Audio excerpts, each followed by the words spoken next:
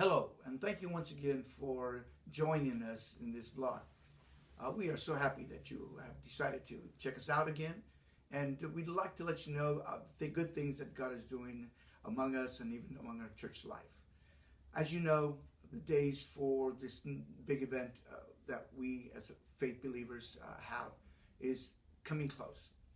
Uh, in the life of the faith believer, there are two big events, and that's Christmas and Easter. And Easter is just about 3 weeks away. 3 months ago, we just celebrated Christmas. And who was to think?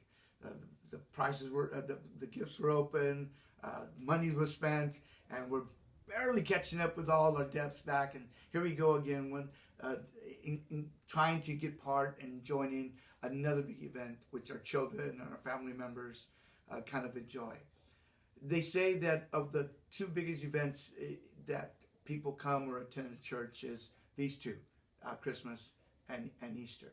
So we are preparing ourselves for, especially if you have not been a visitor and have not been around church lately, well then we would love for you to come visit us and to be part of a church, of a faith-believing church, so you would understand the real reason, the real purpose of what Easter is all about. But I believe in us that within all of us there is a sense of a God, of a supreme being.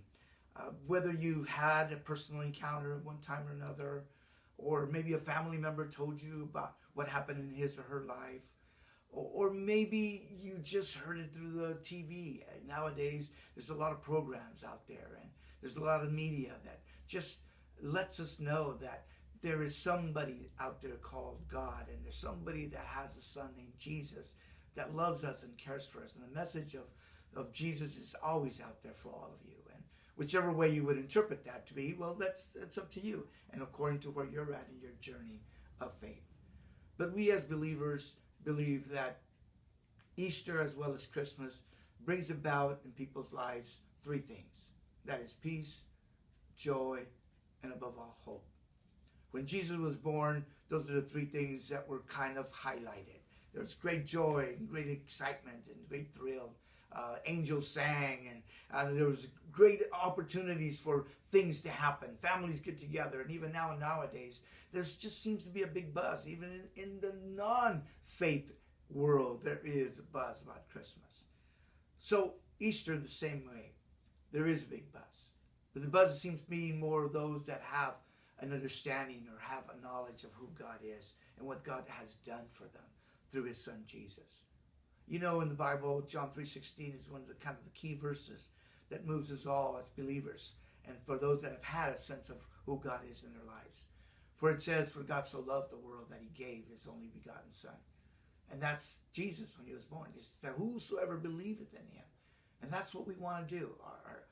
We are a church that desires for people to believe and to have a greater understanding of that God and of that's his son Jesus. Because Romans 5:8 says, "But God demonstrated his love towards us while we were yet sinners," and then it says, "Christ died for us." So at that moment when we were at a worse condition, and that's when we didn't have no hope, we had no joy, and we had no peace, there was somebody that says, "I can give you that," and his name is Jesus. And that's why we as a church body, within our whole church life, whether it's the youth, the children, our worship team, or even the people that come together on Wednesday nights, there is a big excitement about that day, because we're believing that God will show himself and reveal what true purpose it is of having together of this Easter, of this resurrection. Because resurrection really deals with a new life and new hope and new peace. So I would encourage you, as the days approach, if you don't believe what I'm saying, I encourage you to read the Bible. Read Matthew, Mark, Luke, and John, which is the four Gospels, and read about the times where it gets close to his death and his resurrection. Or you can just simply sit down together one night with your family members and pick up a movie that deals with the life of Christ, or definitely the Passion of Christ with Mel Gibson. Boy, that would definitely cause you to really have a greater, deep appreciation of the suffering and of the pain that he went through, all because he loved you and he loved me. Within our church life, we want to be part of that also. The next 3 weeks, the next 3 Sundays that we'll have prior to Easter, we are preparing our services and our sermons to lead us up to that moment of this big hope of his resurrection. I would encourage you to come out to visit us at 1720 North Imperial here in Calexico, and service starts at 10:30, and listen and hear the message of Jesus and the footsteps that led him to the cross.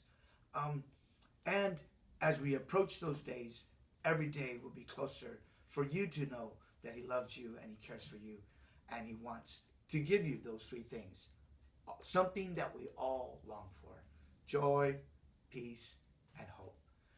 In our website, if you log into Calexico, New Life Calexico, there you will find our different ministries, the life groups that we have.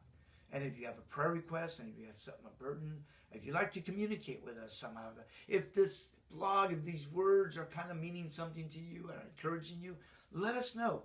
Give us some feedback, please, because we want to make sure that this message is clear, it's precise, and it's concise, and it meets your needs. So thank you, and we're definitely praying for you.